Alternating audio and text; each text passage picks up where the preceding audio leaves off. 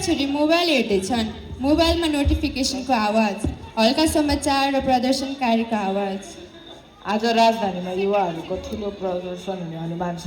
ए हेर्नुहोस् न दिदी, मेरो त सामाजिक सञ्जालभरि खालि यही मात्रै छ। हो, आज हामी निस्कनै पर्छ। अब चुप बस्ने समय छैन। हो, यो हाम्रो आवाज हो। हामीले नबोले कसले बोल्छ? देशलाई हाम्रो जरुरत छ र हामीलाई हिम्मतको। यत्तिकैमा बुबा र आमा प्रवेश गर्छन्। के हुँदैछ? किन यति हल्ला मोबाइलमा? तिमीहरू पनि आज आन्दोलन जान लागेको हौ? हो बुबा, धेरै विद्यार्थीहरू जाँदैछन्। आन्दोलन? तिमीहरूलाई के चाहिएको छ?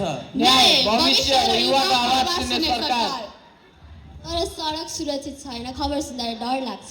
अझ कति समय हामी डराएर मात्र बसिराख्ने? हामी चुप लागेकै देखेर यी नेताहरूले झन् हिम्मत पाइरहेका छन्। हो, त्यही भएर आज देशमा यो सब हुन पुगेको हो। अब हामीले आवाज उठाउनै पर्छ। तिमीहरू बाहिर निस्क्यो भने यसको परिणाम पनि सोच। बाबा, निस्केन भने त्यसको परिणाम झनै खराब हुन्छ। सबै चिन्तित हुन्छन्। छोराछोरी निस्किने तयारीमा लाग्छन्।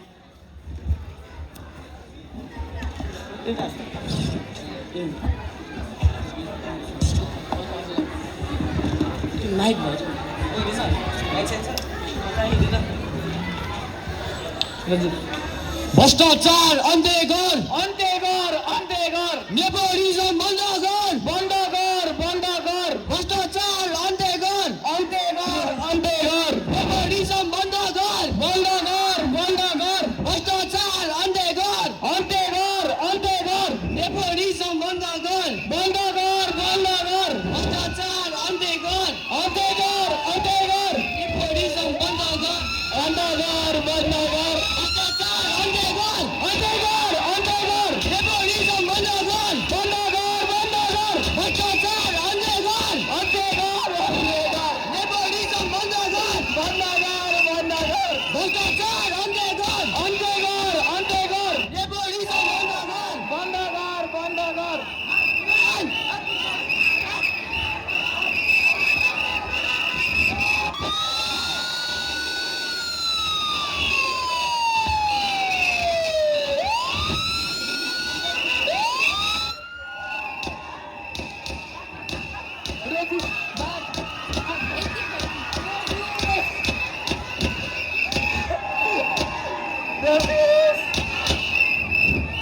यत्तिकैमा आन्दोलनले उग्र रूप लिन्छ र प्रहरीद्वारा चलाएको गोलीले आन्दोलनमा आएका विद्यार्थीहरूलाई गोली लागेर विद्यार्थीहरू घाइते हुन्छन्।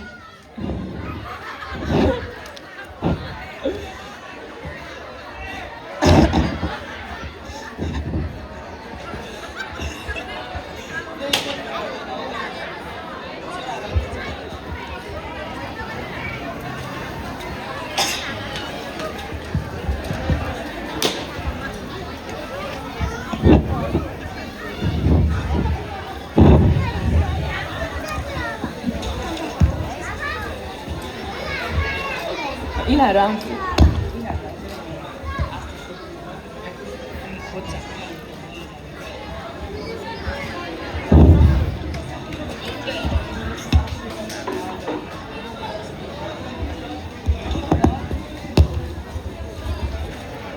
पृष्ठ 2 आन्दोलनपछि आमा बेचैन भएर ढोका हेर्दैछिन्।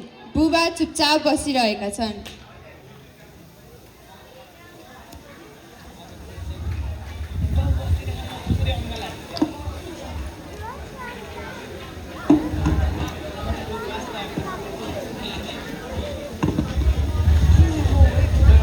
खै त उनीहरू हस्न आएको छैन। यतिखेर भइसक्यो। के भयो कि क्या हो उनीहरूलाई? सुन्नु न बुढा, भन न, के गर्ने? उनीहरूलाई के भयो? क्या हस्न आएको छैन? चिन्ता नले न, आइहाल्छ नि बुढी। बाहिरबाट ढोका खुल्ने आवाज आउँछ। बाबा, बाबा। ठिक त छौ, कहीँ चोट त लागेको छैन नि? के भयो त्यहाँ? कस्तो छ माहौल बाहिर? डर लाग्दो थियो बुबा। चारैतिर गोली चलेको आवाज, रगत, मानिसहरू भाग्दै। उनीहरूले साना साना बालबालिकालाई समेत छाडेनन्। आफ्नो एउटा पद बचाउन उनीहरूले मानिसको जीवनको समेत परवाह गरेनन्। कति निर्दय सरकार। मेरो त मुटु नै काम्यो। देशमा हर्ने जोखिम चाहिँ किन लिनु पर्ने नि आमा हामी सरकारमा उठ्यौँ किनभने देशभित्र भ्रष्टाचारले भविष्य खाइरहेको थियो। स्वयं तिनीहरू सुरक्षित हुन चाहनुहुन्छ। आज बाँचेर फर्कियो त्यो नै ठुलो कुरा हो। त्यसो नभन्नुहोस् आमा, यो देश नै हाम्रो भविष्य हो। म चाहन्छु कि तपाईँ डराएर होइन आशा लिएर बस्नुहोस्, जसको कारण हामीलाई बाहिर जाँदा चिन्ता हुने छैन।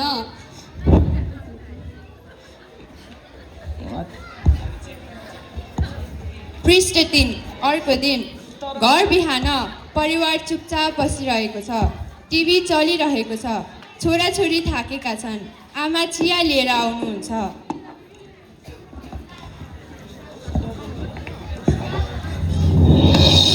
नमस्कार, म रिजन बुढा। आज बिहानको 1 बजेको नानसेट टेलिभिजनमा हजुरहरूलाई स्वागत छ र आजको ताजा समाचार सुन्नुहोस्। सरकारले घोषणा गर्यो फागुन 21 मा राष्ट्रिय निर्वाचन हुनेछ। युवा र जनताको आवाज सुन्ने प्रयास गरिनेछ र बाँकी समाचार हामी अर्को समयमा आउनेछौँ। हस्त धन्यवाद।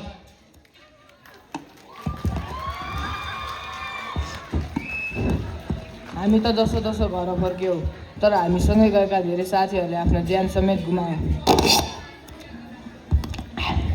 आखिर ती निर्दोष विद्यार्थीको के दोष थियो? मेरो त यो सब कुरा सम्झिँदा रगत उम्लिएर आउँछ। अब हामी चुप लागि बस्ने होइन। अबको यो निर्वाचनमा सही र इमान्दार व्यक्तिको मात्र जित हुनुपर्छ। हो, अनि मात्र उनीहरूको आत्माले शान्ति पाउँछ। अनि मात्र देशको शान्ति पाउँछ, अनि मात्र देशको विकास हुनेछ। सुरक्षित फर्कने सबभन्दा ठुलो विजय हो। यो पीडाले आशाको किरण देखाएको छ। युवाको आवाजमा देश बदलिने क्षमता देखायो। यही आवाजै मतपत्रमा सही नतिजा लिएर आउने आशा छ। सुरक्षित छौँ र अब हाम्रो मतदान सही ठाउँमा प्रयोग गर्नेछौँ। भोलिको दिनमा देशलाई सही दिशा देखाउन हामीले आफ्नो जिम्मेवारी बुझ्नुपर्छ र असल र सभ्य नागरिक भएर देशको सेवा गर्नुपर्छ। यही हाम्रो कर्तव्य हो।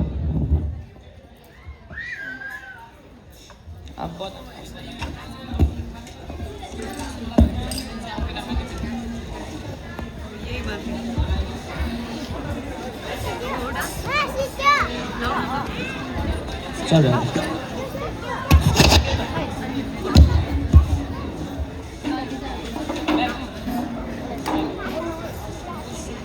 पृष्ठ 4 घरको आँगनमा परिवार घाममा बसेर बदाम र सुन्तला खाँदै।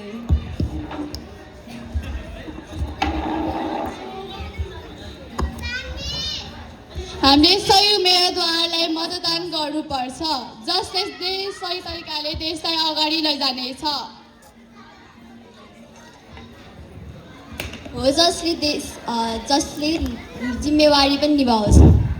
सिर्फ भाषण होइन, इमान्दारी र सक्रिय नेतृत्व पनि चाहिन्छ। भोलिको दिनलाई देशमा सही दिशा देखाउने व्यक्ति खोज्नुपर्छ। अबको चोटि अन्धाधुन चुनाव गर्ने होइन। अन्धाधुन चुनावको नतिजा हामीले देखिसक्यौँ र यस्तो म फेरि देख्न चाहदिनँ।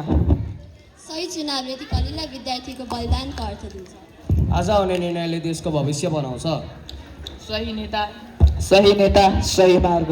यसबाट नै देशको परिवर्तन हुने सुरुवात शक्ति निस्किन्छ।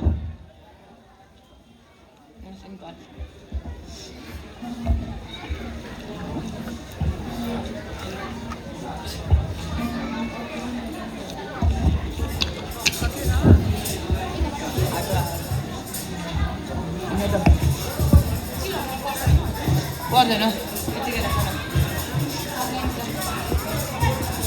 पृष्ठ 5 निर्वाचनपछि मतदान गर्नका लागि बुबा आमा छोरा छोरी जान्छन् र भोट हालेर फर्किने बेलामा कुराकानी सुरु हुन्छ। हामीले सही उम्मेदवारलाई मतदान गर्यौँ। आशा छ अब देशको स्थिति पहिला भन्दा सुध्रिन्छ र युवा जनताको भविष्य उज्जवल हुनेछ। आशा छ कि देश विकास हुनेछ र अवसरहरू पनि बढ्छन्। आशा छ अब कुनै युवाहरू रोजगारीका लागि देश छाड्ने छैनन्, भ्रष्टाचार अन्त्य हुनेछ र सबैलाई न्याय मिल्नेछ। नेपाल हाम्रो साझा घर हो। नेपाली हाम्रो साझा घर हो। यही माटोमा समर्पित हुँदा हामी आफूलाई पुलकित ठान्छौँ। धन्यवाद।